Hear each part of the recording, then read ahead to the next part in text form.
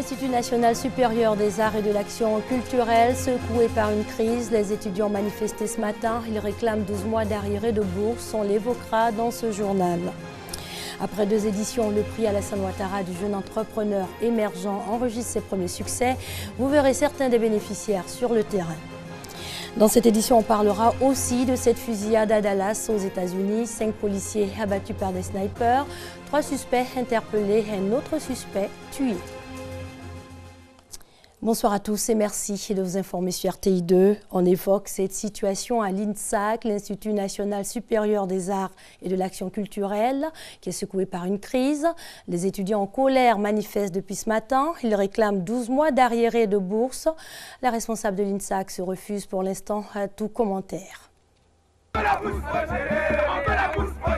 Bourse égale réussite, bourse n'est pas pour les vacances. C'est le cri de cœur lancé par les étudiants de l'Institut national supérieur des arts et de l'action culturelle, l'INSAC.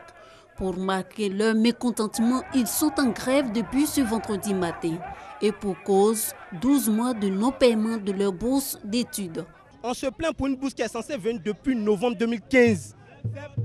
Et de surcroît, ils nous promettent une bourse qui ne vient pas. On fait quoi? On regarde. Premièrement, on a manifesté dans le mois de mars. Ce n'est pas venu. C'est certains qui ont reçu. Et sur combien? Statistiquement parlant, sur 100 étudiants, il y a seulement que 2 ou 3 qui ont reçu la bourse. Et premier ton. Ils nous promettent 12, 11 mois. Or, normalement, c'est 12 mois. Les inscriptions prennent fin le 31 août. Normalement, on a besoin de la bourse non seulement pour s'inscrire, pour travailler. On ne comprend pas, M. Ngoran, le directeur de l'INSAC. Nos collègues de l'INS ont perçu leur bourse. IPNET, ils ont perçu leur bourse. C'est la même formation que nous suivons. Ils nous fait croire que c'est la direction de la bourse qui retarde. Nous, on demande à ce que la bourse soit parce que nous sommes endettés, pour ne pas dire surendettés. Le directeur de l'INSAC, Modeste Ngoran, n'a pas souhaité s'exprimer. Il a même refusé d'être filmé. En attendant qu'une solution soit trouvée à cette crise, les étudiants, eux, sont déterminés à poursuivre la grève. Un reportage de Ami Sissoko. Après 2 éditions, le prix Alassane Ouattara du jeune entrepreneur émergent enregistre ses premiers succès.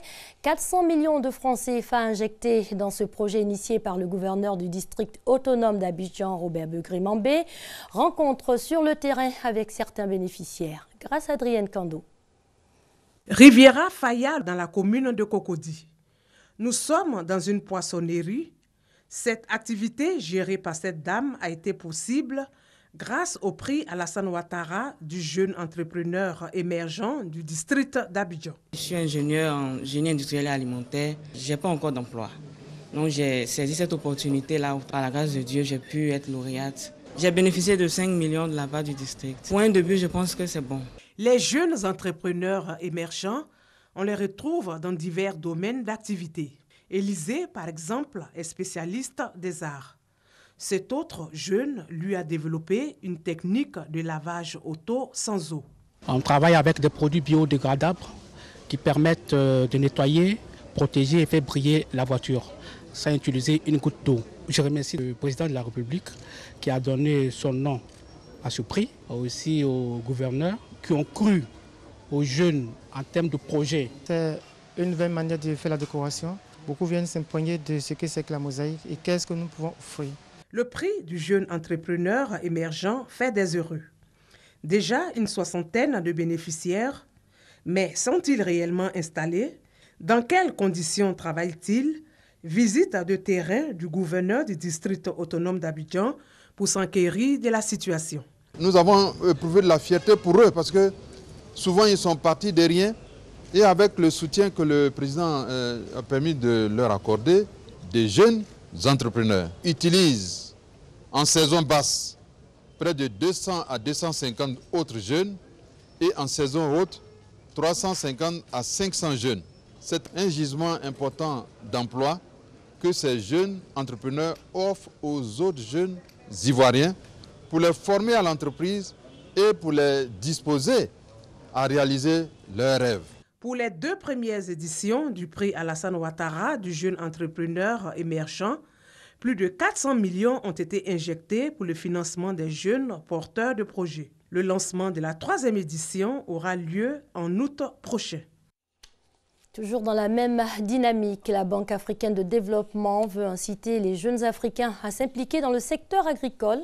Le projet est en élaboration. Ici en Côte d'Ivoire, le ministère de la Promotion de la Jeunesse, de l'Emploi des Jeunes et du Service civique planche sur précisément un dispositif national d'inclusion des jeunes dans l'agribusiness. Sephora Zegui et Francis Boifou. Enable Youth. C'est un programme initié par la Banque africaine de développement, BAD. Il s'adresse aux diplômés universitaires et aux grandes écoles. Enable Youth permet d'offrir des emplois décents et bien rémunérés dans le secteur agricole. Il vise également à aider et renforcer la sécurité alimentaire en Côte d'Ivoire. Nous allons sélectionner des jeunes diplômés et les mettre dans des centres d'incubation où ils seront formés tout au long de la chaîne de valeur agricole. Et nous allons aussi leur donner un soutien. Ça va réduire un tant soit peu le problème de chômage en Côte d'Ivoire. Et ce qu'il y a de mieux, c'est que, quel que soit ce qu'on a appris, que vous ayez fait du droit, que vous ayez fait de la géographie, vous pourrez créer un business dans le domaine de l'agriculture. C'est là que je pense que c'est vraiment innovant et que c'est une aubaine pour les jeunes en Côte d'Ivoire. Le ministère de la Promotion de la Jeunesse, de l'Emploi des Jeunes et du Service civique entend à travers cette initiative engager et développer un véritable travail collectif pour le bien-être de la jeunesse. Nous pensons que c'est véritablement une nouvelle approche pertinente qui permet de valoriser le secteur agricole, mais surtout donner une énorme possibilité d'insertion aux jeunes ivoiriens qui verront dans cette démarche une nouvelle approche de faire du business en Côte d'Ivoire. En Côte d'Ivoire, 60% de la population ont entre 15 et 35 ans. Il faut impliquer ces jeunes, surtout les diplômés, dans le business de l'agriculture.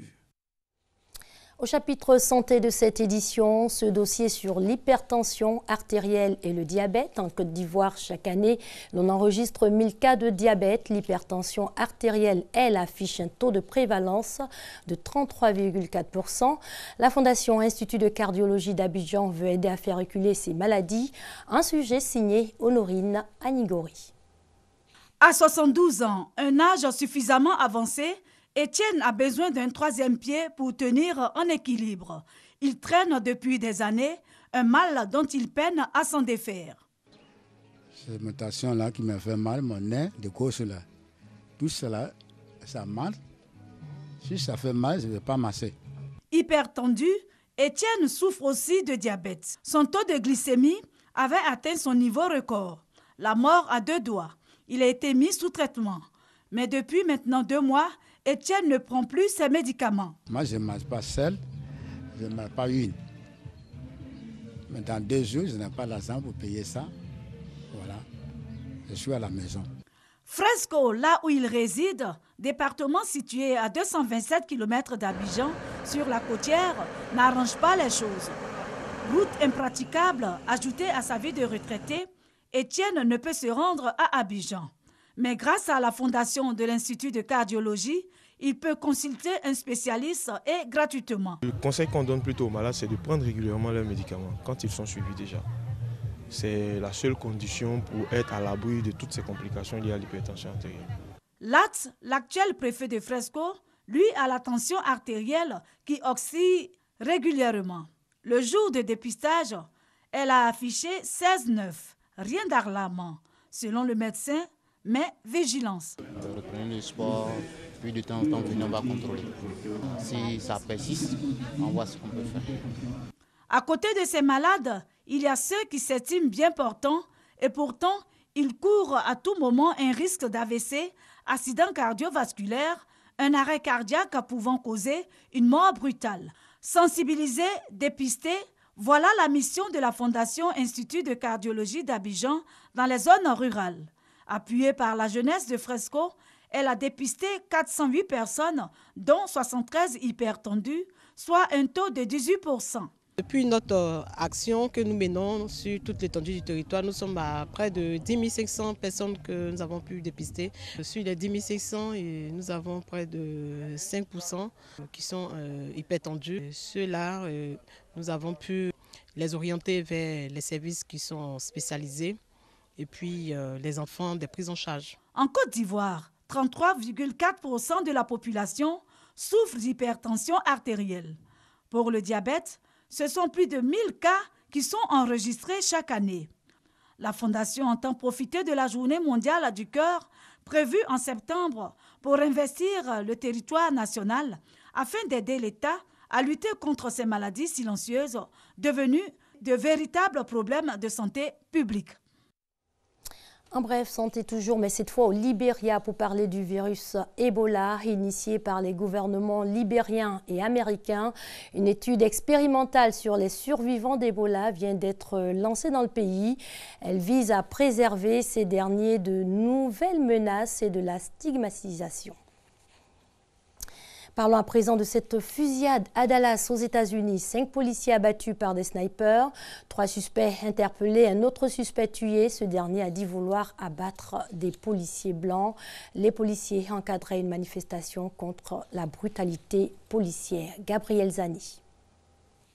La ville de Dallas se réveille dans le sang ce vendredi matin. 5 policiers ont été tués et 6 autres blessés par balle en marge d'une manifestation d'Afro-Américains pour dénoncer des bavures policières à répétition.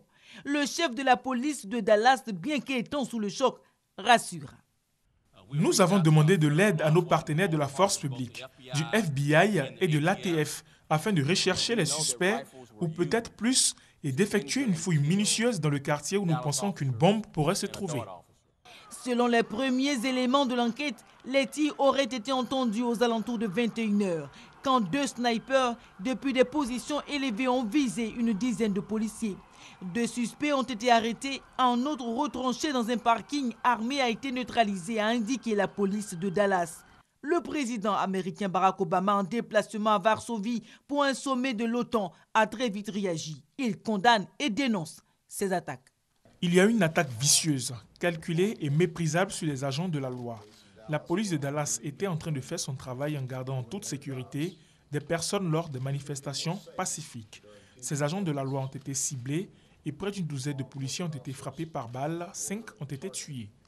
Plusieurs bavures policiers auront eu lieu ces dernières années aux États-Unis. C'est d'ailleurs la mort de 2 Noirs américains cette semaine qui a mis le feu aux poudres ce jeudi soir. Les policiers mis en cause ont connu des fortunes diverses. Certains ont été inculpés. Les poursuites envers certains autres ont été abandonnées, comme c'est le cas de Tony Lehman, le policier blanc qui a abattu Tamir Rice, un garçon noir de 12 ans. On termine cette édition. Pas de course, retour en Afrique. Le président gambien décrète la fin du mariage des enfants. Yahya Jammeh a réuni les dignitaires musulmans pour annoncer l'interdiction du mariage forcé. Le Parlement devra adopter dans l'urgence un projet dans ce sens. L'homme qui aime à se présenter comme un dictateur du développement fêtera le 22 juillet ses 22 ans à la tête de la Gambie.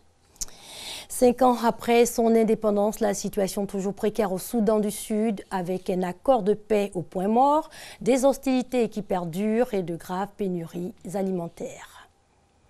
C'est tout pour ce soir. Excellente soirée sur les antennes de l'RTI. La marque